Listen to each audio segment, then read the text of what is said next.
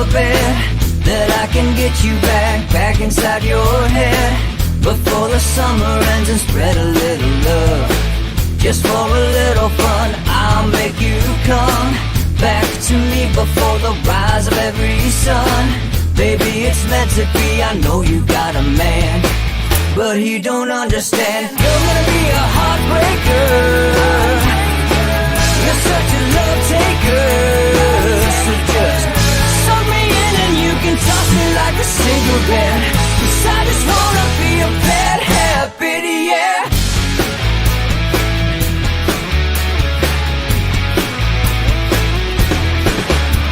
There's rhythm in our love, it's impressive, excessive. You can't make this stuff up. My chest beats, it's restless, wakes the neighbors up above.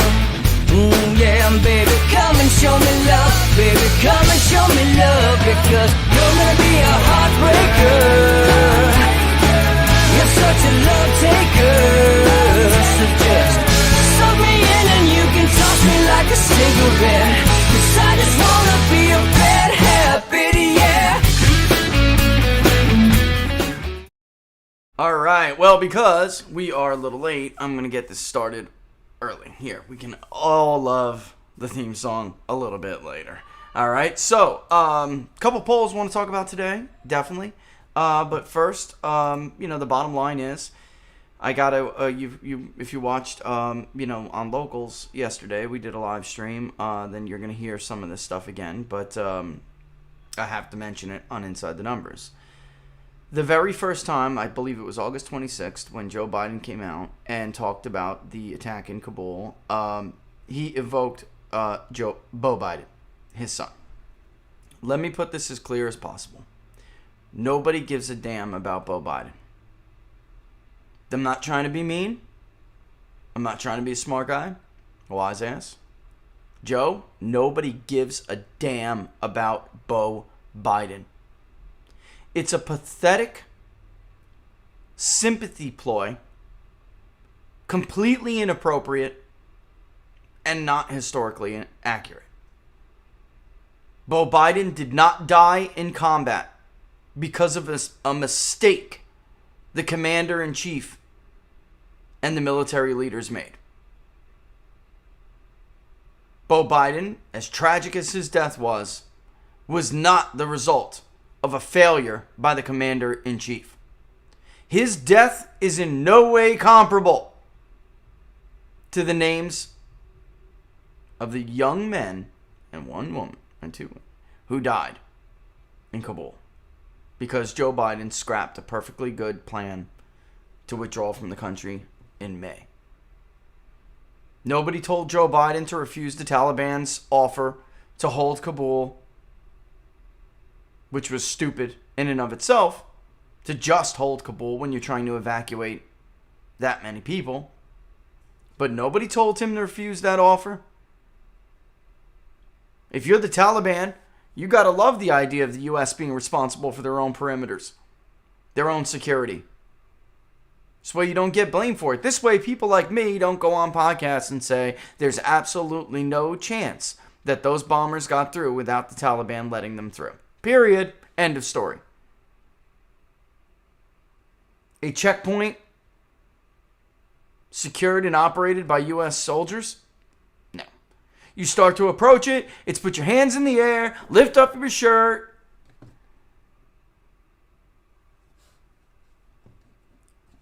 The first time he did it, the families of the victims of his bad leadership made it very clear they did not want to hear that. So what does he do? He meets them at the airport and he does it again. I just want to let you know I know how you feel. No, you don't. You don't know what it's like to lose a 20-year-old son? Or a young mother? Or a father with a 6-month-old little daughter who's got his whole life ahead of him? Because of a bad decision. Again, this is really the key point here. Cancer took Bo Biden. Bad leadership took these people. They tell him, don't do it at Dover. And he marches out and does it again. Folks, that's not human. That is not human. And then follows it up with something that was completely illogical. This was a total success, but it's all Donald Trump's fault. That doesn't make any sense. It was either a failure or it was a success. It's a failure, it's Donald Trump's fault. It's a success, it's his doing. Nobody in this country is buying this. Nobody. Except for the very, very few who just can't stop making sad excuses. And I gotta be honest with you. You do that, you disrespect the dead.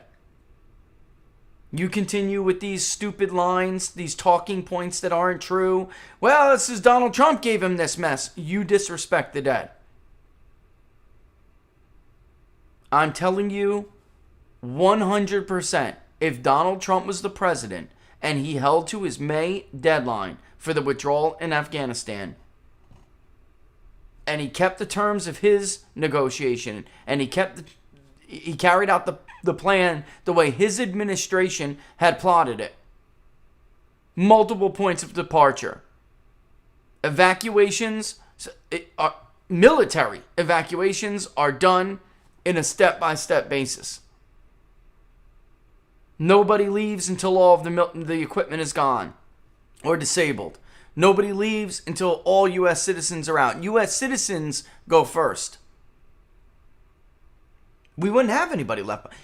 We are a country that will sacrifice the lives of other soldiers to make sure there isn't a body left on the battlefield. Nowhere is there a mantra, not in any of the branch forces. Only 200 left behind. Only 300 left behind. Only 100 left behind. Nobody gets left behind. 90% of everyone who wanted out is out. It's the dumbest thing I've ever heard. It's more than dumb. It's outrageous and it's offensive. Offensive. First of all, we already did the math on public reporting alone. That's impossible. Based on the estimated number of people that we believed were still in the country, there are nearly 10% in public reports that were abandoned, and they wanted to come home. So that line is demonstrably false. It would have picked Donald Trump to pee. He'd already be gone. If this was Donald Trump, or I'd argue probably any other Republican president, they'd be gone, and so would half the damn cabinet. This was a success? You ended the war honorably?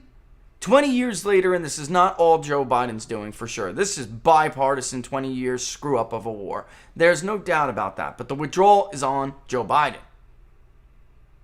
20 years later, we are weaker than we were when we were attacked on 9/11. Our economy is structurally less sound than we were before 9/11, even with the financial crisis. You think the Community Reinvestment Act was a trigger? $3.5 trillion here, $4 trillion there. Housing markets all over the place, volatile as hell. 8 months after it was going to be a sound addition to a solid comeback. Inflation, runaway. Falling wages, job growth, half of what consensus forecasts pegged them at.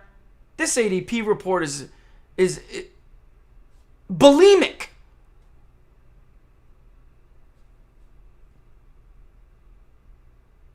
Anyway, let's play this. Let's play this for a damn second.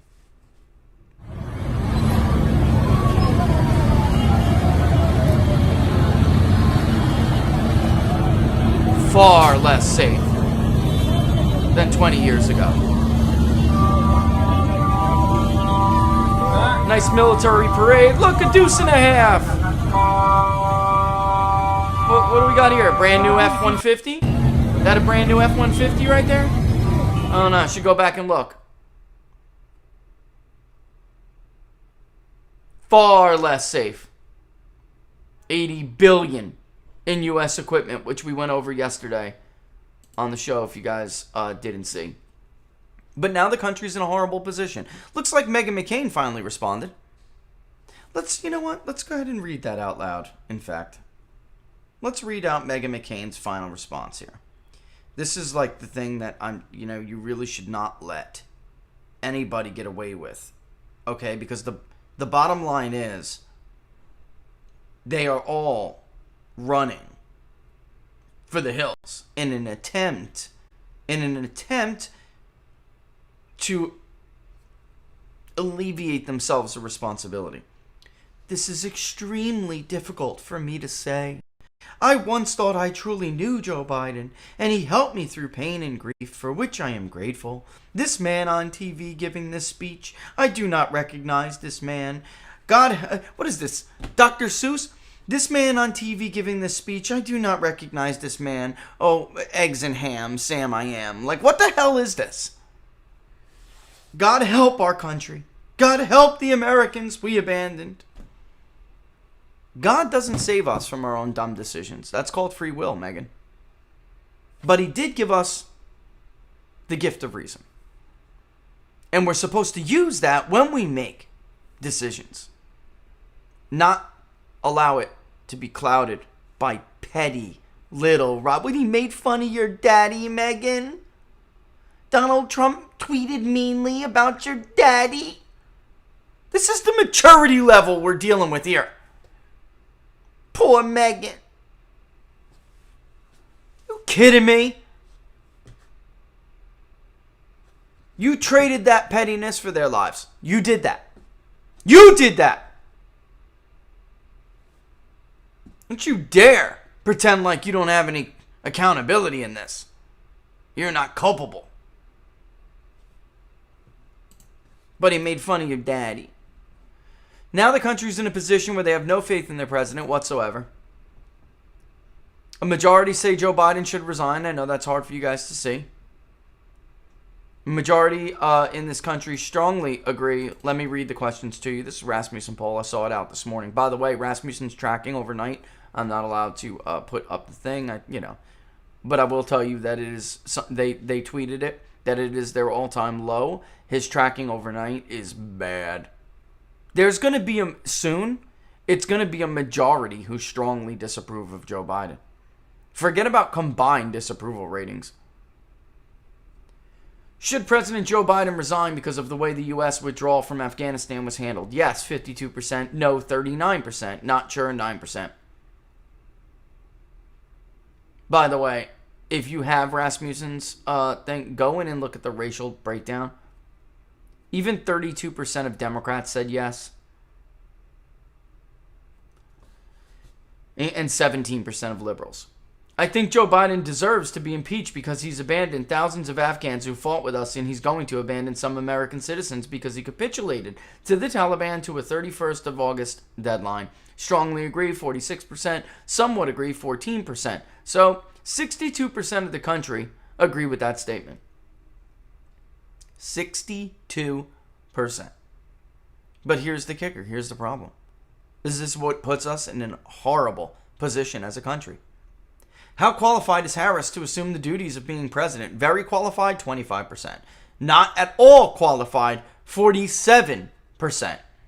Not very qualified, 11%. Somewhat qualified, 13%. So, all in all, 58% of this country does not believe the vice president is qualified to run this country. And in fact, if you've been following the public polling project since before the election, you know that that's true.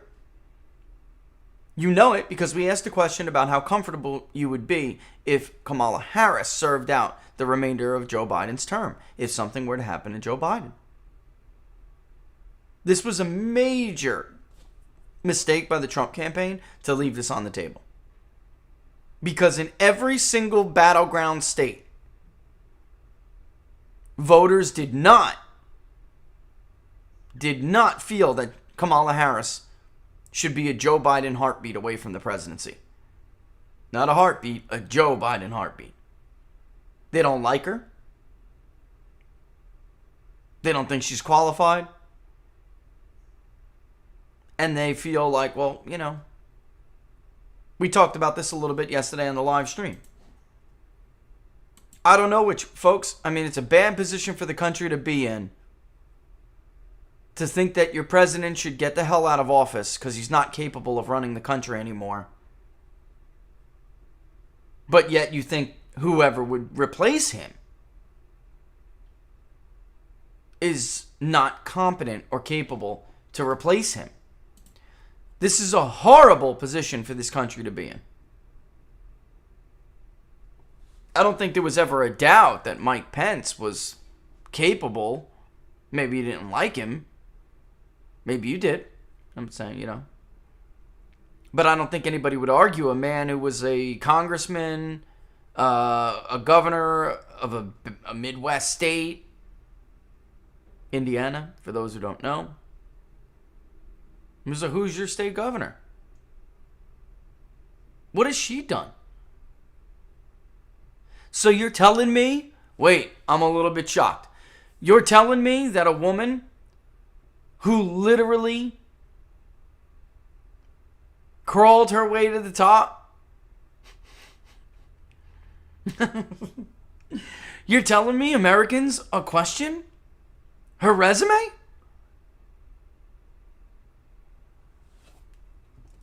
Should I put the warning graphic content coming up on the screen before I continue? Maybe we shouldn't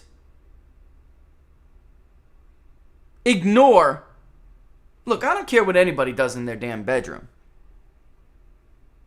But I certainly don't want my daughter, as a woman, when she grows up, to think it's all right to behave like Kamala Harris behaved for professional advancement. I don't care what you do in your personal life, but that's not what happened with Kamala Harris. She used her personal life to advance her professional career. And we're all supposed to be too damn afraid to talk about it. So now here we are. A president more than half the country has no confidence in. Doesn't even have a number two.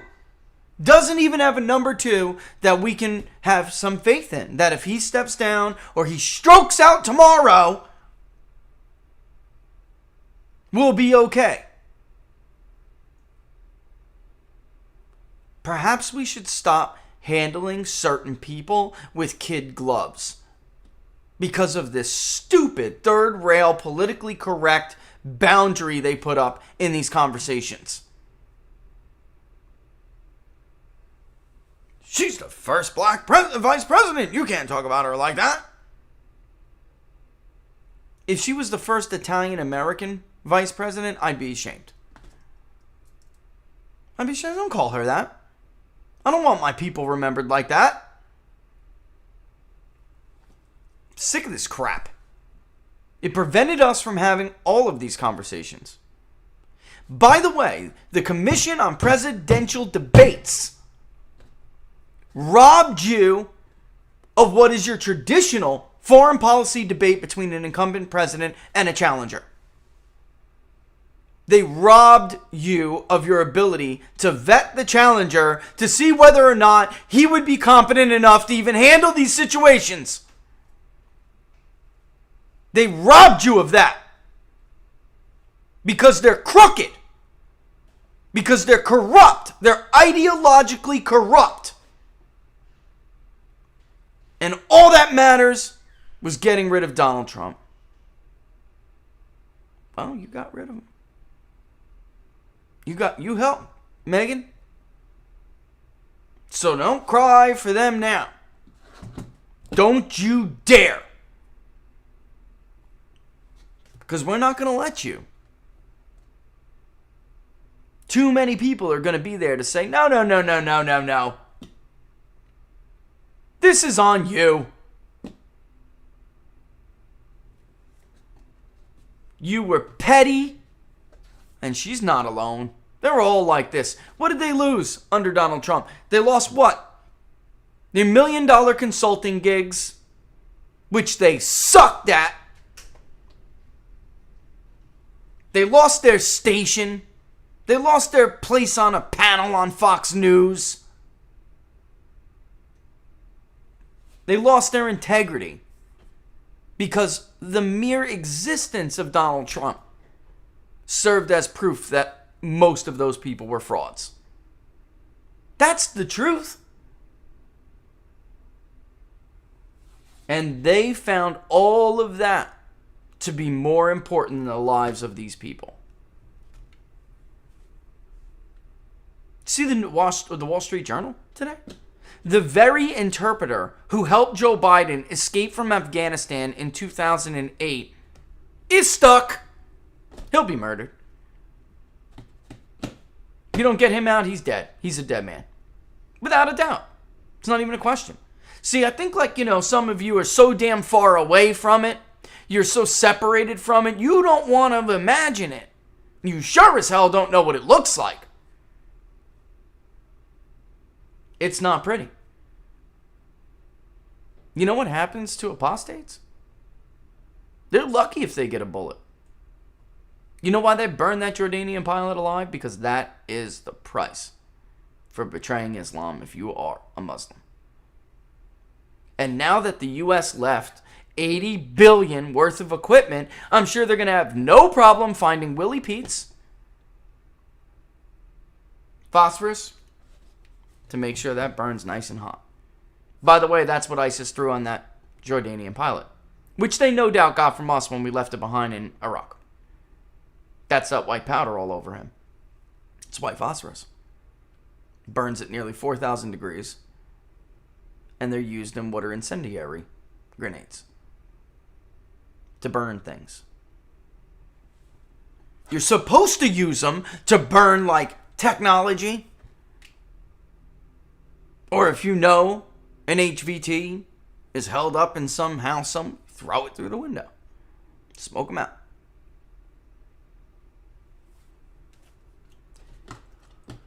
I just look, at this point, you gotta be a bad... Look, I hate to do this because this was like the decency argument, but if you continue with this crap, look at the David Frenches, that Meghan McCain. What kind of people are you? You're the ones who lectured the country on morality and decency. Take some freaking responsibility. Personal responsibility. Don't you dare. Don't you dare pretend as if you're some champion of these people left behind, or you're going to be the voice of the families who lost loved ones in the attacks in Kabul. They're on you anyway. Have you been listening to these people? They can't stand your guts. They're on you. You're not going to swoop in like you're some kind of white knight all of a sudden. Some imaginary force made all of this happen? Led to all of this? You really going that route? You're going to pretend that? Full of crap. Anyway. Major victory. Not total victory, but major victory we have achieved for what is now at least some 7,000. It was 8, but now I think we can take 1,000 off the table of servicemen. We lie to them about wars, then we lie to them about waivers. Oh, and by the way, we also lie about vaccination status for them. We've been tracking vaccination status for the military for months. And I'm going to put this up here in a sec. But I will say this, and this is why we're a little bit late. I had some information I had to go over, people I had to talk to. As you remember, we did that story, we had that scoop. Thousands and thousands of airmen, Marines, seamen, soldiers were caught in a catch-22. with this vaccine, which is being mandated by the Biden administration. And they have religious exemptions. They were supposed to be allowed to go through medical exemptions. They were supposed to be allowed to go through. These require review panels. Religious exemption is literally an interview with a chaplain, and then this religious exemption board. It's impossible to do within the time frame that thousands of these service members were up against, because they had to report for certain training, for orders, for some duty station, whatever it may be. And they were basically told that they must report to that post, wherever it is, whatever they're doing, they must report to that post with at least the first shot.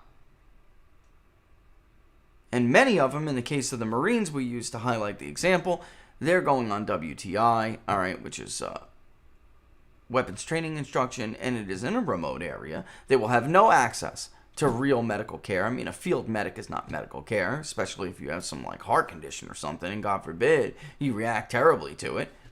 The point is, this is a First Amendment crisis. That was a First Amendment crisis. And while the mandate stands, within a certain time frame, it looks like people who have orders that do require first dose, that will be postponed until they go through their reviews. So whether it's for a medical or a religious exemption. I think this is 100% a reaction to us. They, after killing more than a dozen service members in Kabul because they're incompetent ignoramuses, and after totally leaving Afghanistan in a total debacle, the last thing they want to be seen as right now are tyrants who are abusing our men and women of uniform. And I think we need to stay on it, because I don't think if we turn our backs, they'll backstab them. So we will take them at their word right now, but watch them like hawks. And talk to these men and women every single day to make sure that the military is abiding by their promise. Because if they don't, we will do this all over again. Only it will be worse next time. Next time we'll trot in the lawyers. Next time we'll call the media. Next time we'll go on cable news. Got me? They lie anyway, not to impugn your character. They claimed, we've been tracking this for months, they claim that the military is actually the most vaccinated. I went back months, and we just can't corroborate that. Out of this last survey, which showed about 2/3 of the population we surveyed were vaccinated, that was significantly lower for the military. 32.8%. As opposed to veterans, who made up the vast majority of those who were veteran or military status at 74.3. So nearly 3/4. And that makes perfect sense, because veterans, you would expect, they're older. Where are the veteran populations? They're in Texas. They're in Florida. Right? And what did those governors do? They prioritized the vaccination for older, more at-risk people. Well, that was shocked to actually use your brain with the government policy. Stunning. So this makes total sense. If you are not a veteran and not a member of the U.S. military, we have you roughly around the average, 65.9%. I intend to get vaccinated is a huge, the single largest category for the military, active duty military servicemen and women we spoke with. Nearly half. But they are not vaccinated now. So these claims that these units are 75+% vaccinated for COVID-19 is garbage. So I'm right, we're right, our research is right, across the board on everything else. Kaiser, CDC, we lead them. But we're wrong about this particular subgroup? Bull. They're lying. And if they weren't lying, they'd release the hard data. But they won't. Because they're talking out of their butts. I have no plans to get vaccinated in the military is actually, I mean, it's statistically insignificant, but it's actually about 1 point less than it is in the 21% as opposed to 22 for the country. Which I'd also like to talk about here, which is, I didn't get the trust graph up. There was a lot of talk yesterday about vaccine hesitancy falling to an all-time low. And, a lot of people had a lot to say about it. 1 second. Let me hit the Powerade. We do not believe that the number of people saying they won't get vaccinated or have no plans to be vaccinated falling. We do not believe that is indicative of more trust. Not solely. Of course there are some. That's just true. But we don't believe that's what's the primary driver behind this. Why? Because we have numbers that show us otherwise. Because we ask about and have been asking about trust in the safety and efficacy of the mRNA vaccines. A great deal. Quite a bit. Not very much. None at all. Not very much and none at all has consistently tracked above the number of people who say, I have no plans to get vaccinated. Why is that? And we had told you this for months. We've been saying this. There are people out there. There are people out there who don't trust it that say they're going to get it. That is true. Has been the entire time we've been tracking it. This month, the number of people who say they have no confidence has ballooned somewhat. And great deal actually went back from the second month of tracking to this last month. Great deal rose, but it ticked down from the prior month interviews. So, and didn't tick down. It fell quite a bit. So for a while, it looked like about half. We're going to say they have a great deal of trust, and that just cratered to around 30-something%. So what explains this? Mandates. That's what we firmly believe is going on here. Just like these poor people the military was lying to. Or bamboozling. It wasn't even a lie. It was a bamboozle. It was a hoodwink. Oh, they get their exemptions. They can do it. Look. We got the process for it right here. How long does the process take? About 21 days, 28 days. And when do they have to report? 4 days from now. 4 days. It's a hoodwink, man. Now, even catch-22 is a nice way of saying it. Give them some, like a freaking guidance counselor. I kid you not, guys. Like, think back to high school. They have these people they were going to send them to. They're like your high school guidance counselor. And no matter what they say, you could be Mormon. You could be Jehovah's Witness. It just doesn't even matter. You could have a legitimate medical exemption, and they're going to tell you it's safe. They're going to tell you it's the right thing to do. It's right in the emails. It's right in the documents. They're so full of crap. Signed. I was actually hoping they would deny it. That's always the best. But they didn't, because they knew it. We used language that was intentionally, so they would know that it's legit. We got you. And we have to keep an eye on them. But anyway, that's what it is. Like the military members, like people who go to college. My wife, she gets a lot of calls from like younger women who, she's always like the advice giver, And I can't even tell you, inundated by calls from young college girls. One of them, for instance, I'm in an advanced degree program They will not let me continue it unless I get vaccinated. I don't know what to do. By the way, the Michigan judge just struck down Western's mandate, because they didn't provide the exemptions. They didn't provide them for her either. Unfortunately, that ruling came a little bit too late. She was forced to be vaccinated. She would not have been vaccinated. She's young, not at risk, and chose a different way. But she's in the if we were to poll her, she would be in the category of, I don't have that much trust, or I don't, none at all, or not a lot, because I don't think any of us know much about it. She would be in that category.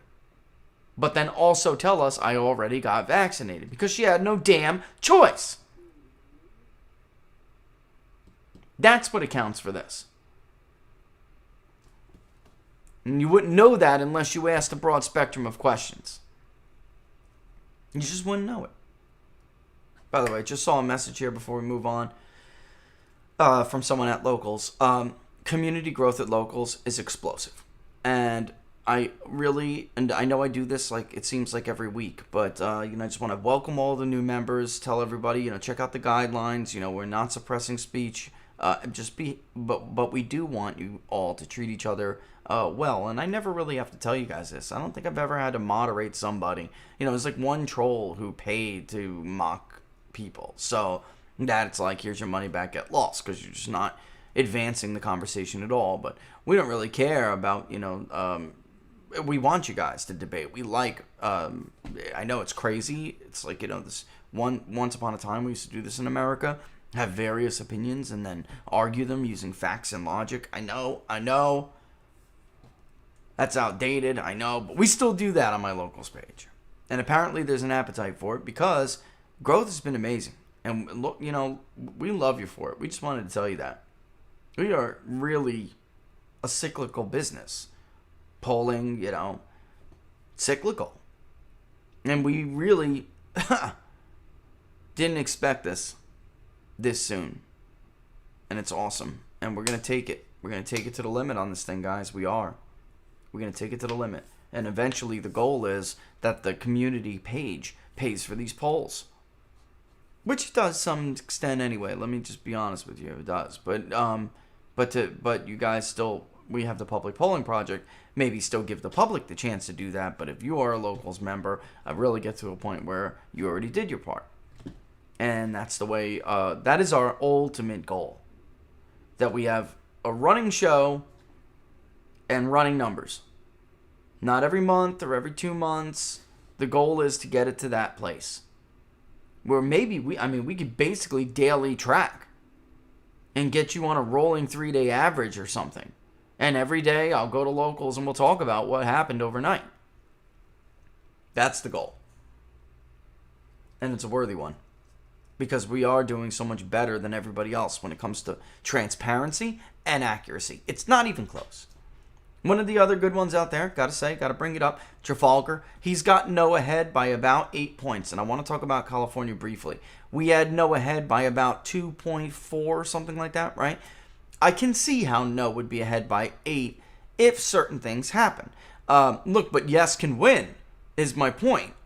We had whites at 55% of the electorate, all right? I didn't get a chance to go into Robert's poll, see what he's got going on there, but I just took a look at the top line real quick, and then where he's out with Larry Elder, who was way ahead. He did have Paffrath, like double digits, not close to Larry Elder, but double digits. We did not. We had him in the mid-single digits, right? Something like that, low single digits. I just we didn't see that surge for Kevin Paffrath like others, like him. And then Survey USA had him even ahead of Larry Elder, which I just don't know how that's possible with the results we found. But it really, it's kind of cliche, but it's true. It depends on who votes. Looking at the tracker right now from political data, and let me just hat tip somebody, because he first brought it to my attention by saying, hey, look, actually, let me look here so I don't have drops. Hey, look, your poll had whites at 55%. Are you aware of what's being returned right now? And I wasn't really looking. It is what it is. And the reason why I don't watch it that closely, you guys know this. I think Republican suspicion around mailing ballots is enormous. And we will see Republicans pick up, as we always do, in California as it gets closer. All right? So I wasn't really looking at it that closely. And I certainly am not looking at the party breakdown. But I am interested in racial and age demographics, ethnicity and age. And right now, 18 to 29, 10%. That is almost half of what we had 18 to 29-year-olds at in our poll.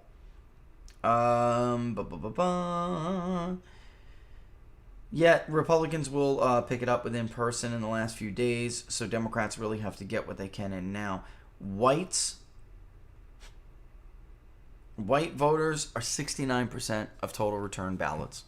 It skews heavily older and whiter. In California, that doesn't always matter about the white vote, which is why I'm also looking at age. And those working 30 to 45s, 30 to 44s, and then older voters, Newsom could have a problem with. Hispanics are lagging pretty significantly, which we did. Look, that's what we found. First, it was going to be whites. Then it was going to be Asians and African Americans. And then it would be Hispanics.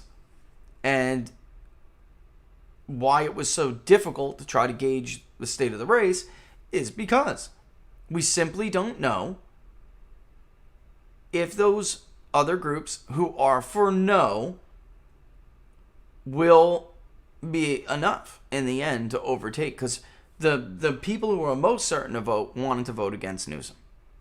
And that was the dynamic we were dealing with. I'd like to see whether one is pulling one side, one is pulling the other side. 8 points, I mean, it wouldn't shock me based on what we found. We just had it closer. All right, now, woo-wee, big interest in, look, if something happens, the polls are upset, and Newsom loses this recall, or even if it's much closer than some people thought, you better turn your eye to Virginia. Because Republicans have had some wins nobody's talking about in special elections, and they're pretty significant. One in Connecticut doesn't surprise me. We talked about that at one time. How there are some districts out in Connecticut that the presidential just kind of is lagging. All right. Let me pull something up. And it does look like Robert went and pulled Virginia, which I would like to do eventually if possible. And it's very close. So, that's Herring versus Myers. But I'm looking for the top. There it is. Terry McAuliffe, 46.6. Glenn Youngkin, 46.3. Others, 2.1. Undecided, 5. That's a shock. That is a... Do you remember when we went over... It is a shock, but it's kind of maybe not a shock. Joe Biden won Virginia by 10 points. The voter file was D plus 4 to 6 on any given inference model that we used to run because they don't have registration by party. And when a president or the presidential candidate of a party wins a state, when we run those inference models after the election, you would assume that those states would move more toward that candidate's party because we have all these new data attributes that they get to go into the inference modeling. 400 plus on every single record. And yet Virginia got more Republican.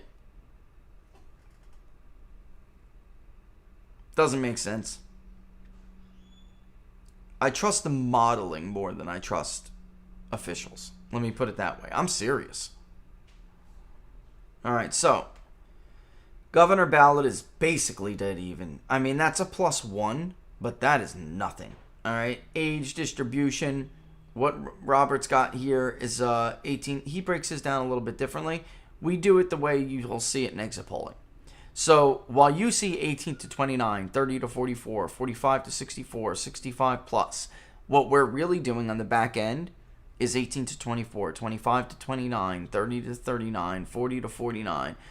We do it differently. We break them down. We don't know just what age they fall into. We know them, so we know they're 34, they're 36, they're 37. And that's why you can get into trouble if you wait based on those 4 very broad age demographics. So Robert does break it up into 5. A little bit different than traditional exit polling for sure, no, without a doubt. But it's still, I think, why does that matter? Because that 18 to 24, and this is going to sound crazy, but it's true. The 18 to 24 is typically a larger chunk than the 25 to 29. And if you simply do 18 to 29 and you wait to try to be representative of that one larger, broader group, you won't get what are subtle differences in preference. And you could screw it up. You could actually lean a little bit too Republican if you do that. All right? So that's pretty neat. White voters are 71% of the electorate in his poll. 16.6 black, Asian 4.8, Hispanic 4.7, other 3. Gender is pretty female. It's 46-54. I'm not sure it'll be that in an off election, but it very well may be. So there you have it. And it's a very close race for governor. If, I'm telling you, look at California. If California is even close, folks, Virginia is going to be an interesting race. Very, very interesting. Can Republicans win that race? You know what? I would have told you before November of 2020. No, probably not. I would have told you that. But now, I'm not so sure. I'm really not so sure. Also depends on how it's conducted. We should have Bob Beckel's tape, the clip of Bob Beckel from 2014 on Fox News. We should have that as one of the permanent clips in the queue. Just so when somebody wants to give you the crap, the real big lie, we just run it. So when somebody says something like that in the chat, like Fairfax is just square, we just run it. And by the way, immigration, migration, education, Virginia, we talked about Loudoun, perfect example. Where are those refugees?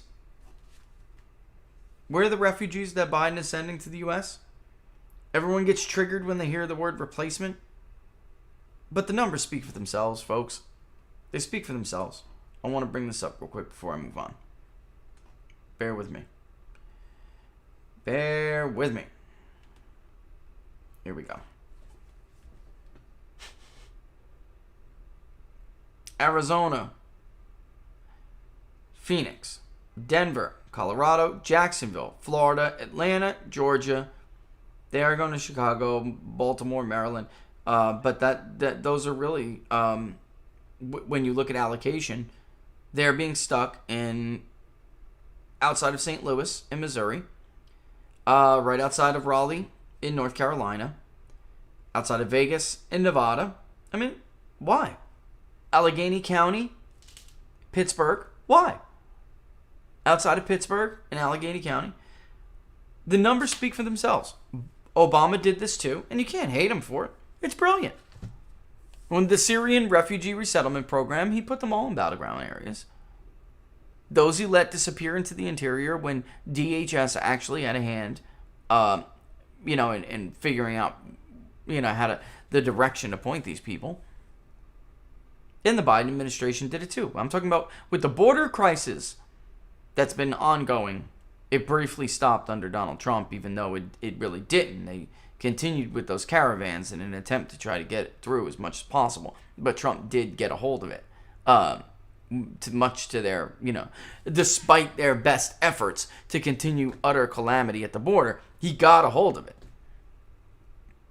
And during the ongoing border crisis, from at least Obama on, and the Syrian, or now, as well as Afghani refugee, they use refugee resettlement programs. They're going to stick them in communities. Cernovich tweets 100% right. They won't go to Vermont.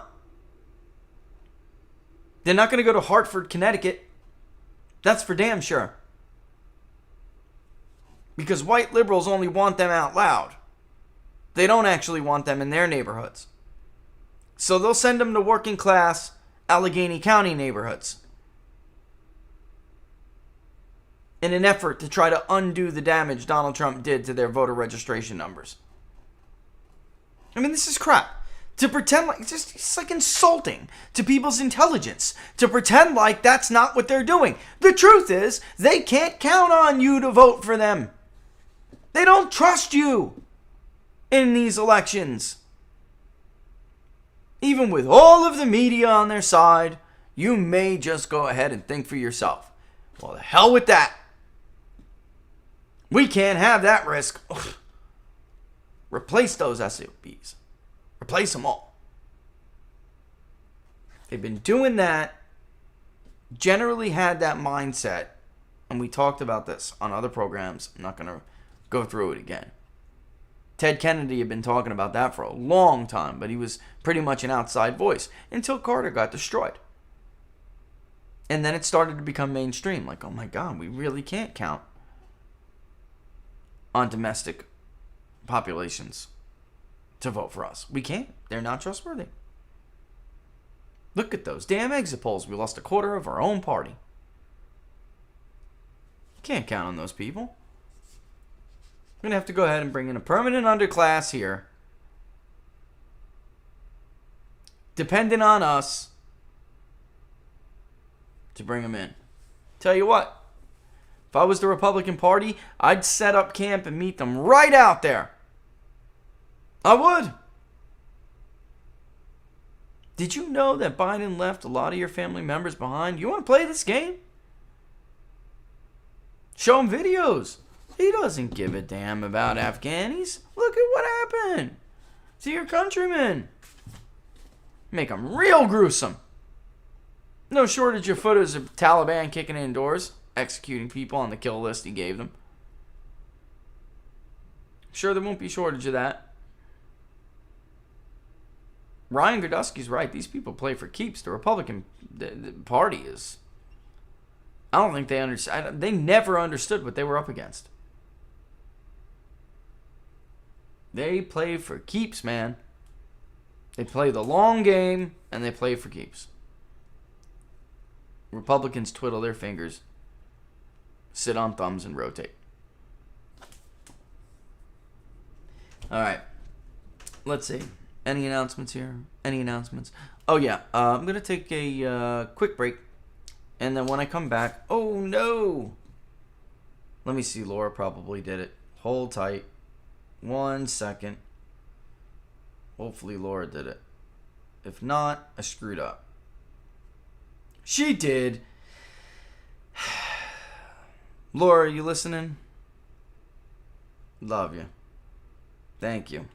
I forgot the live chat. I will jump into this live chat after a quick break and answer some questions. Let's give an update here. I'm really kind of shocked this wasn't closer. But it does look like now, after we have 377 votes, which is bigger than a Monmouth national poll, 38% chose generic ballot. 23% chose generic congressional ballot. 32% chose generic House ballot. And 4% chose generic House vote. So RCP, nobody liked your title. Other got one. And there are other suggestions. Some of them are pretty creative. But the bottom line is, it's looking like generic ballot. We'll just call it a generic ballot. Which I tend to favor. I do. And here's why. I always did like generic congressional ballot. Or, wait a minute. Let me do it right for you. Yeah, your side.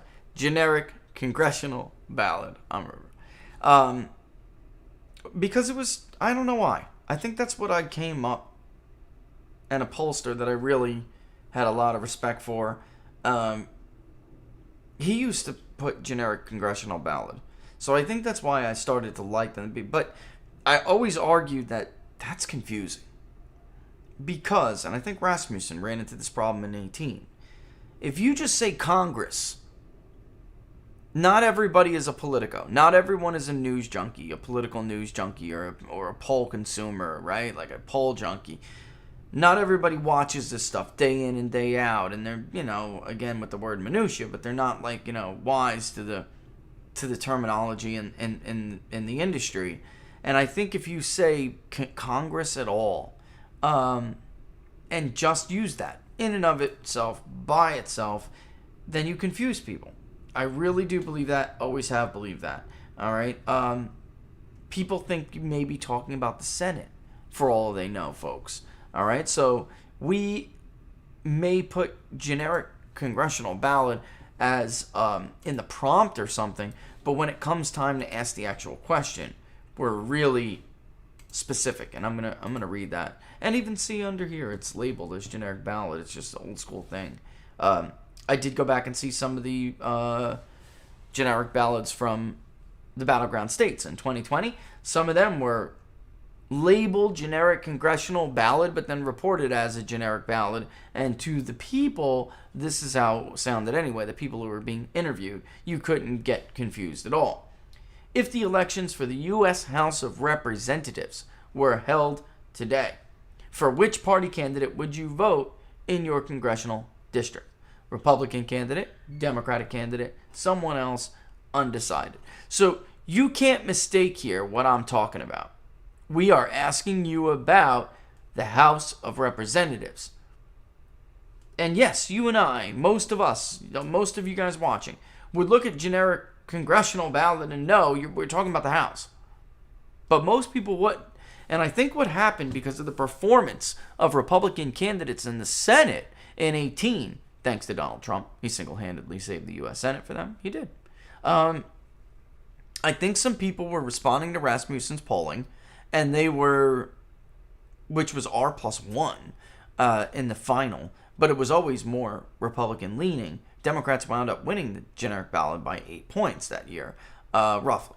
But in any event, I really do think it's plausible if you're a pollster, which is why, the attacks by Nate Silver and Harry Enton were very typical attacks from frauds who don't know what they're talking about, because anybody in the industry would look at how Rasmussen, and I wrote a whole column about how they worded their question, which I disagreed with. All right, anyone who's in this industry, if you read how they wrote that question, you would be concerned that you may get some people choosing Republican because they were going to vote for Rick Scott instead of Bill Nelson on the Senate level, okay? Or they were going to vote for Mike Braun instead of Joe Donnelly. You feel what I'm saying? All right? And there were several states where we did see Republicans really slip in the congressional vote, but their Senate vote wasn't that bad. And that's why. I really do believe that. At least, it's at very least plausible. That's why Rasmussen was off the way they were off. Because it wasn't asking specifically about the House of Representatives. And we don't, I wonder if they're gonna change their question. I should ask them if they intend to change the wording of their question this year. Because I really do believe the way you ask it matters. Of course, you guys know that. You know how strongly I feel about that. And a generic ballot is a perfect example. If the elections for the U.S. House of Representatives were held today, for which party candidate would you vote in your congressional district? Leaves no room for error. We are talking about the House. We're talking about your congressman or woman. We are not talking about the Senate. Because Congress together, that's both chambers. It is. Gotta be specific. Gotta be specific. All right. So, I'll back up and get in it when I do. I'm just basically going to, for the next, I'm going to take a quick break. For the next, 20, 30 minutes, we'll just talk questions. All right. I'm going to, what's it called? I am going to put out is it the second No, I think it's the third now. I'll have to go back and look. I'm going to put up the third draft of the Labor Day questionnaire on locals very soon. All right, so you know what? I don't want to interfere with the gaggle, so we are going to get out a little bit early. I did just get that notification. You know, there's just some, we don't want to butt heads with some of the other shows that we absolutely like.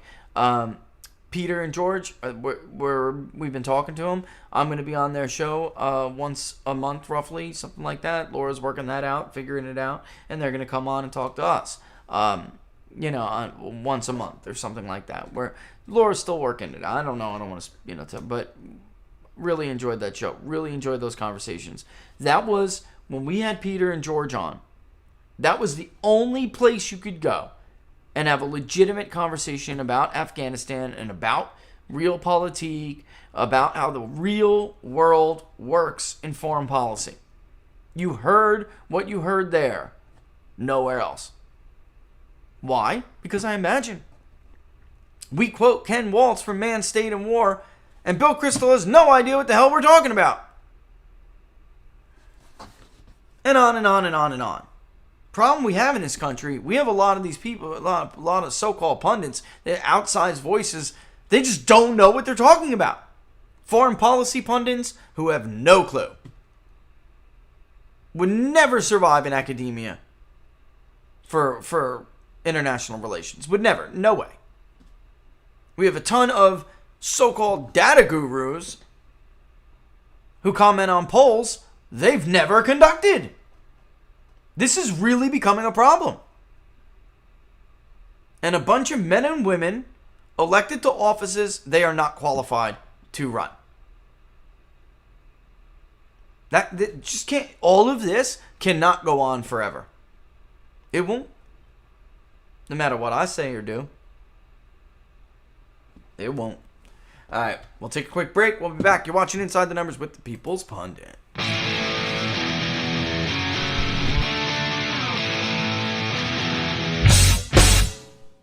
How much you wanna bet that I can get you back inside your head before the summer ends and spread a little love.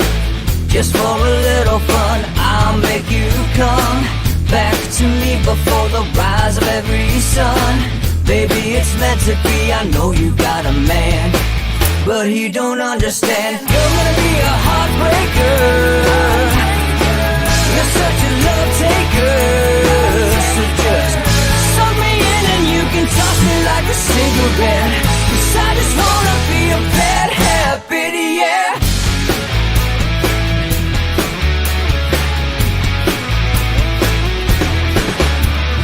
Rhythm in our love, it's impressive, excessive. You can't make this stuff up. My chest beats, it's restless, wakes the neighbors up above. Yeah, baby, come and show me love. Baby, come and show me love. Because you're gonna be a heartbreaker. You're such a love taker. So just suck me in and you can toss me like a cigarette. 'Cause I just wanna be a bad habit, yeah.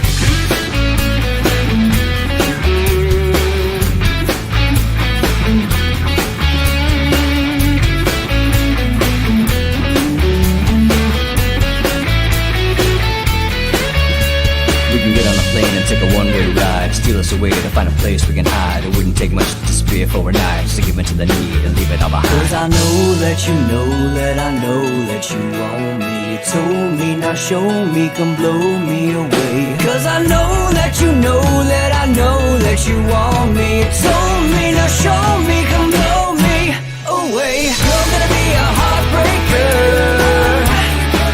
You're such a love taker. So just Alright, we're going to end it quick because I'm looking at some really cool comments. Alright, so, looks like Larry Hogan's not a very popular governor in this. I mean, I know he is in Maryland. If you were to poll it, he would be because he'd receive cross-party support, you know, but he's not popular among his base anyway. By the way, that crab problem is reaching North Carolina because I went to my place the other day and they were telling me that we're having a hard time getting blue claw crabs. So, what do you say about that? That was very prescient, Owen. Very prescient indeed. All right. And yeah, Rasmussen, they were, in fact, were open to criticize. They ran that column. They asked if they could republish it and run it on their site. And they did. So, for all this talk about, who's legit and who's not. Who runs a column criticizing their work if they're not open-minded? Because that's the way it is, or was, in this industry, and still is in the private area, in the private sector, the non-media, non-politically corrupted, non-ideologically corrupted wing of this industry. We absolutely do speak to each other all the time. What's working for you? What's not? Yeah, I did get probably a half a dozen emails after the election. Hey, man, how'd you do this? How did you do it again?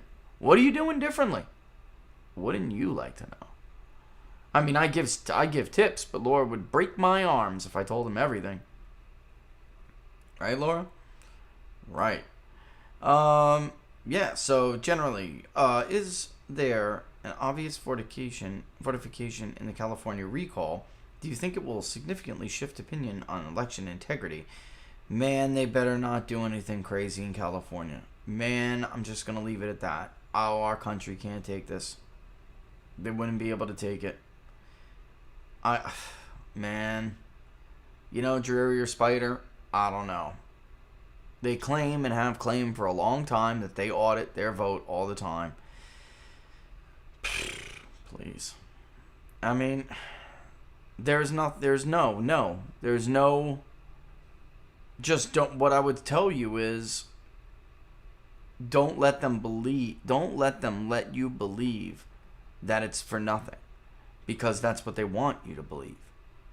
All right? I don't think it's truly productive to talk about that in that way, in the way some other people have talked about it, because they want you to conclude that and give up. They know damn well they got a fight on their hands here. They know it. And yeah, like I said, you had the Willie Brown side of this argument that said we need to push another candidate. Because if Gavin loses, it's going to be a Republican.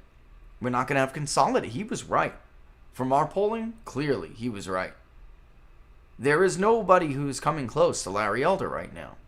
Not in our polling, not in any polling. So if yes wins, Larry Elder's it. It's happening. That is a foregone conclusion in my opinion. And now you have about 20% or so, 21, 22, that say they will not vote for a replacement. Because that's what Democrats told their people to do. Don't vote on a replacement. So, eek. They did. This was a demon of their own design. All right, let me address Little Island. I don't have a recommendation on a Canadian pollster to trust or follow. I just don't. I'm sorry. But I will look into it. Okay, I'll look in and see.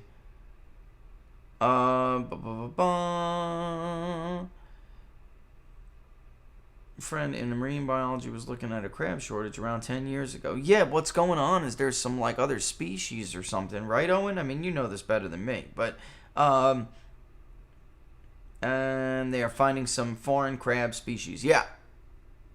Yep. And they can't at all, by the way. They can't. Oh, that's funny. You give us a bad name when you do this. You hear my phone ringing right now? This is from it's probably a pollster or some telemarketing call. And sadly, some polling software allows you to change your number, and it even allows you to give cell phones a false impression of who is calling you. Stop doing that. When we call you, it says Big Data Poll on your cell phone. All right? If it can, if you have that tech. I know iPhone, most newer iPhones do.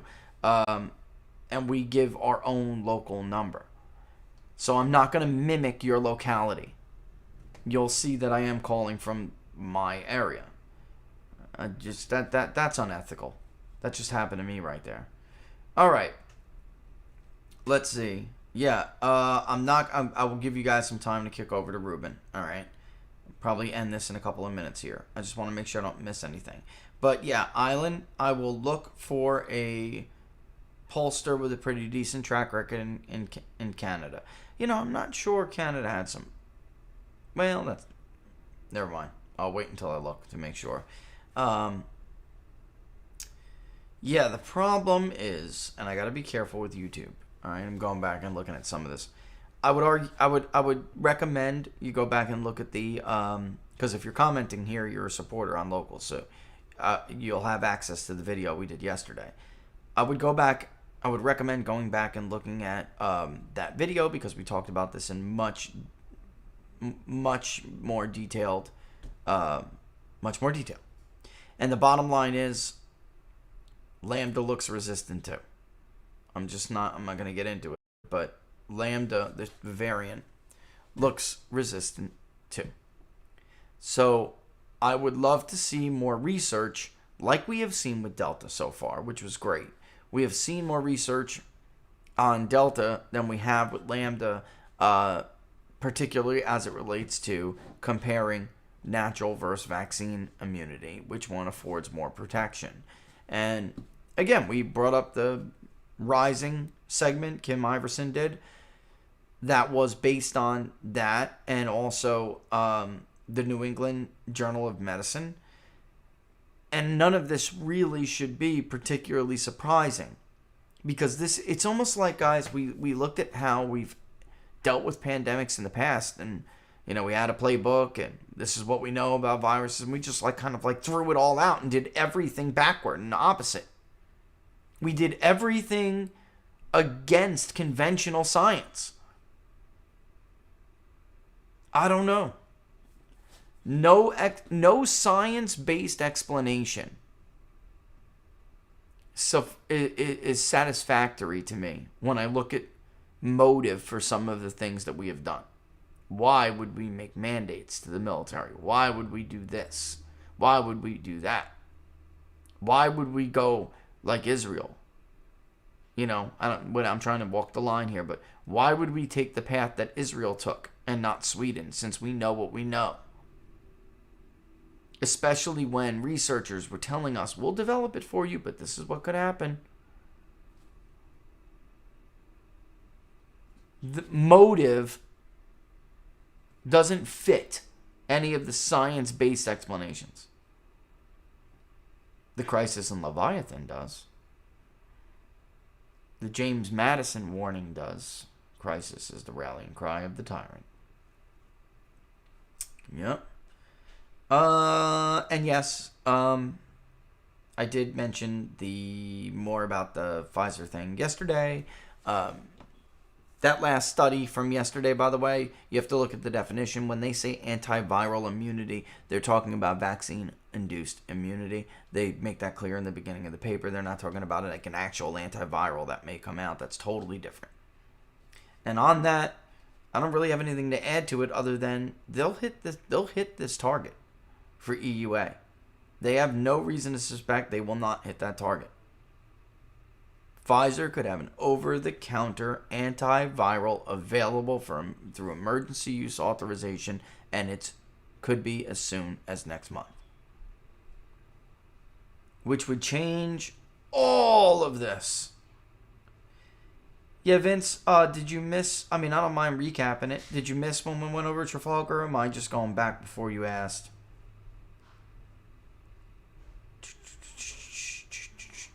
Let me look.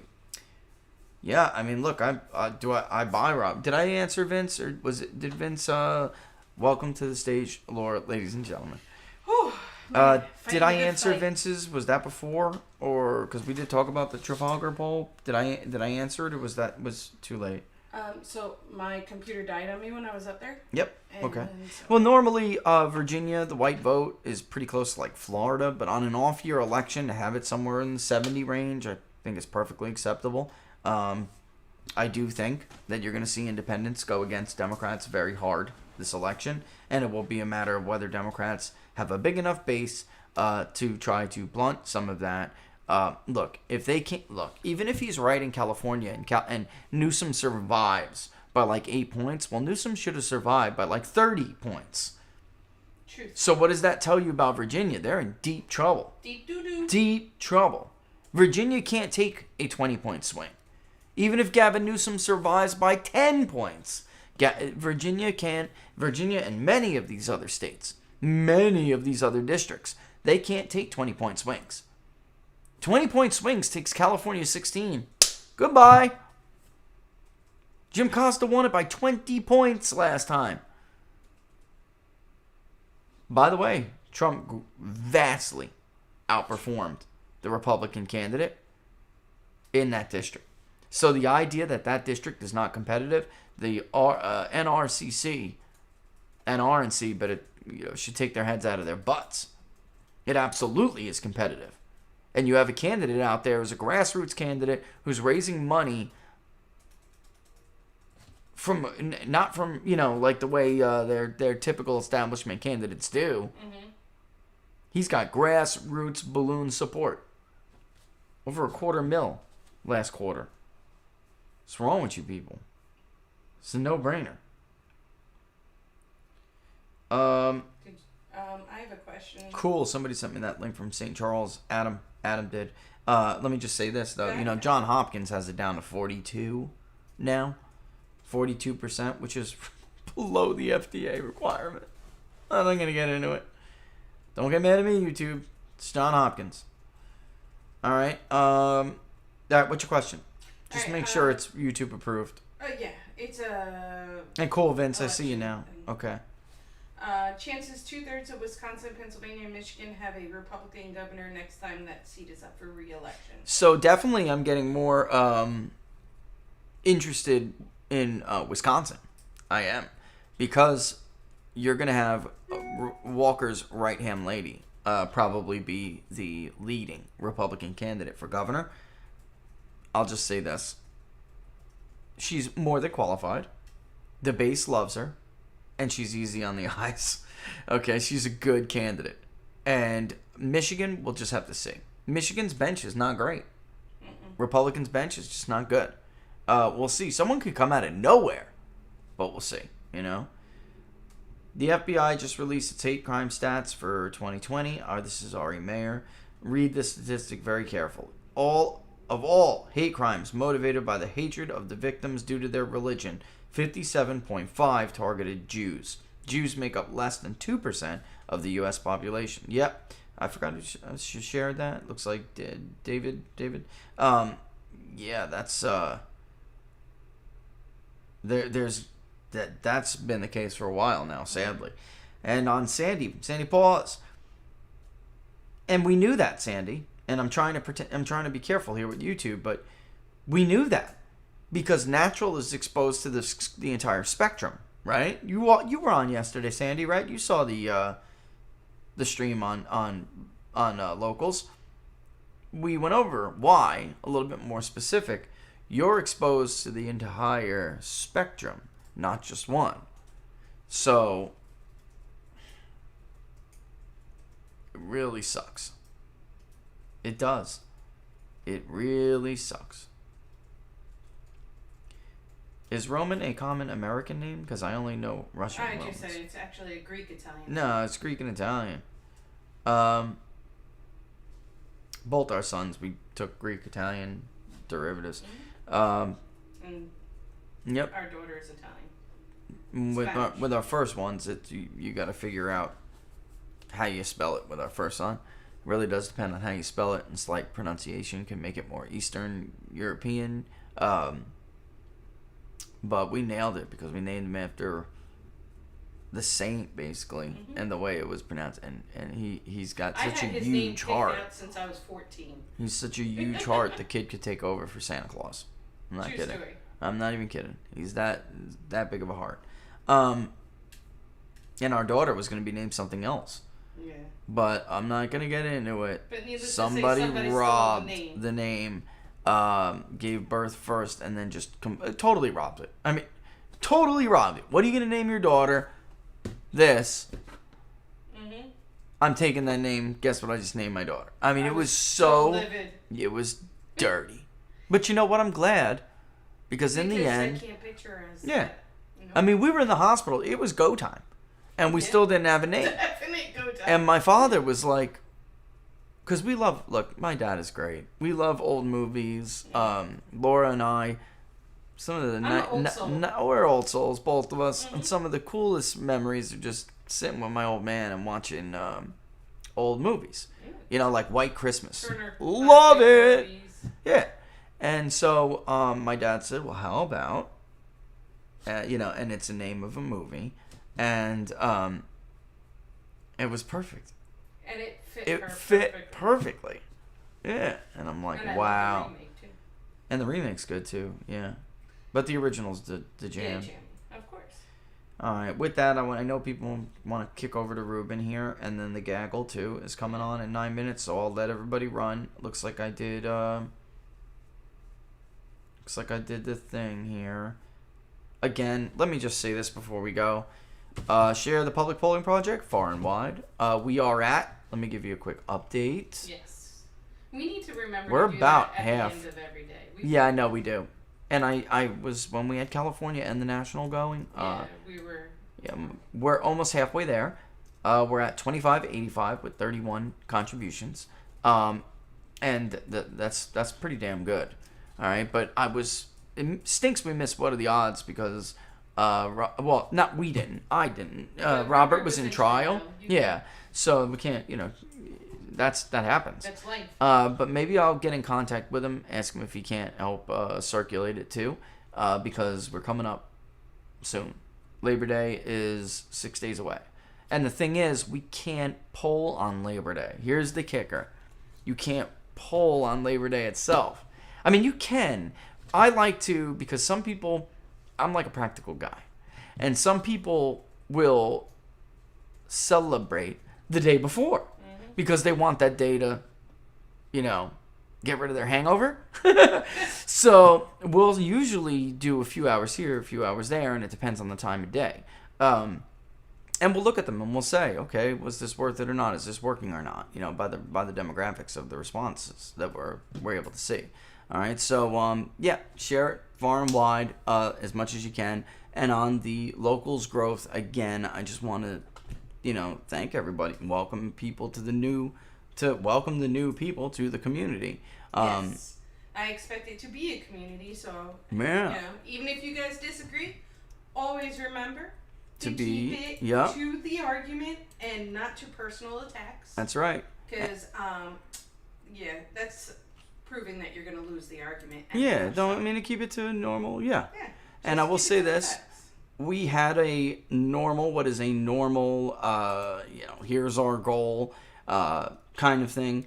And then we have what we called Laura's fantasy goal. All right. And I kid you not, we are already past the actual goal. And even if we just fall shy of Laura's fantasy goal before the new year, it still is ridiculous. Like more than 4 times our goal. It's crazy. So it's just awesome. And we love you guys for it. Really do. All right. Keep an eye out for the next draft. I know we're getting close. Let me give you guys some time to get over there. Keep an eye out for the next draft, which will be out very, very shortly. And we'll kick it around, see what everybody thinks about it. I have a few comments to throw after. Sure, go ahead. Oh, well, all right. You meant on the show or after? Yeah, that's fine. Well, I know. We wanted you to look into Jim Craig in Michigan, Bill McSwain in PA. He doesn't think that to be a Debbie Downer about those governor races. Okay. Yeah, no, I don't. Look, no, definitely. We'll look into it. Yeah, I'm just saying one right now was an exceptionally promising. But definitely, I wouldn't rule anybody out. I mean, look, what's his name? Who got thrown out after a term. He wasn't a great candidate either. It just was a great year for Republicans, and they won that governor seat in Pennsylvania, that governor mansion in Pennsylvania. Snyder was not a fantastic candidate. He won re-election, but he wasn't a fantastic candidate. He got in because it was an incredible Republican year. He governed the way he needed to govern to win re-election. But Pennsylvania, I mean, this is very, very, very doable for Republicans. Wisconsin, forget it. She could win Wisconsin by 5 or more points. I'm serious. 5-7, it could happen. Absolutely. All right, so with that in mind, I'm out like Trout. See you guys tomorrow. See you on Locals later. But see you face to face tomorrow, right? Kill me, Small. Go ahead, Smalls. We love the love. Thank you for all your support, and we appreciate the appreciation. And just keep spreading the word. That's all we can say. Because as long as you guys want us here, we'll be here. I'm gonna leave it at that. Deuces. Deuces. Dun dun dun. Dun.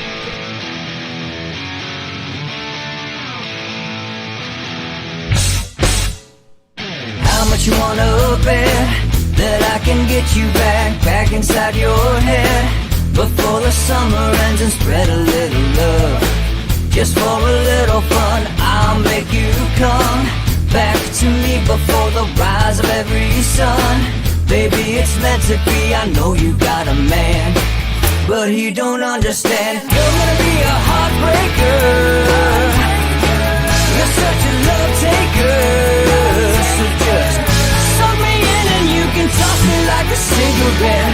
'Cause I just wanna be a bad habit, yeah.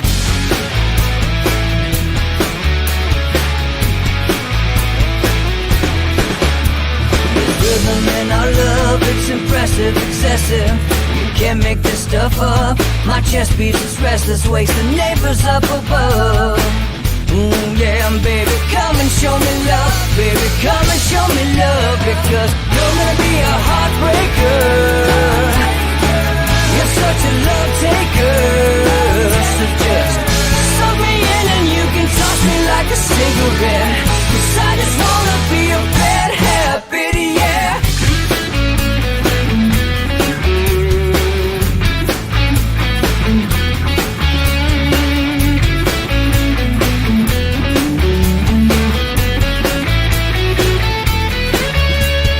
Get on a plane and take a one-way ride. Steal us away to find a place we can hide. It wouldn't take much to disappear for a night. Just to give in to the need and leave it all behind. 'Cause I know that you know that I know that you want me. You told me, now show me, come blow me away. 'Cause I know that you know that I know that you want me. You told me, now show me,